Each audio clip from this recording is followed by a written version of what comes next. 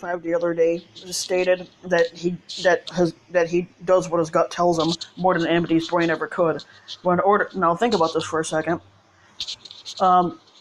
First, he has to have a brain to even be able to think, which he doesn't have a brain because he does stupid shit all the time, and he does it without thinking.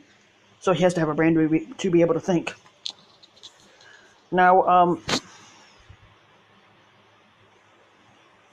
on statements dealing with the environment, the economy, foreign policy, staffing choices, and others, 45 has shown a supreme confidence in his own judgment and a flippant disregard for the views of the people that are experts in this case, which 45 isn't an expert, so he's hardly the first squatter to think highly of himself, but unlike his predecessors and reasonably self-aware individuals, 45 refuses to accept that there are areas where other people know more than he does.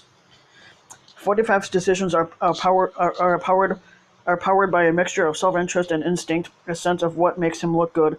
Even if it hurts the country, he casually dismisses factual information that he believes hurts his image.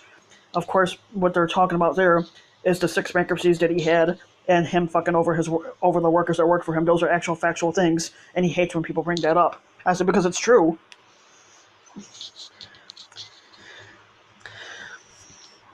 Before appointing Jay Powell to the Federal Reserve, for example, a decision he apparently now regrets, he interviewed then-Chairman Janet Yellen, a brilliant economist who seemed to be doing an excellent job. He was reportedly impressed and leaning toward reappointing her, but he ended up removing her for 2 reasons. First, his advisors told him that he should pick his own person for the position, and second, and perhaps more alarmingly, because allegedly she was too short, according to several current and former officials who spoke to the Washington Post. Trump likes people who look the part, who seem out of central casting a bias or stereotype that favors white men, the ones who have traditionally held powerful jobs.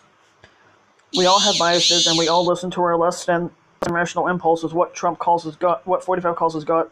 Writes Nobel Economics Prize winner Daniel Cummins' book is Thinking Fast, Thinking Slow. But the book also warns about the perils of over-reliance on instinctively worrying. What's really worrying is this squatter's reliance on instincts beyond the Kahnemanian blueprint.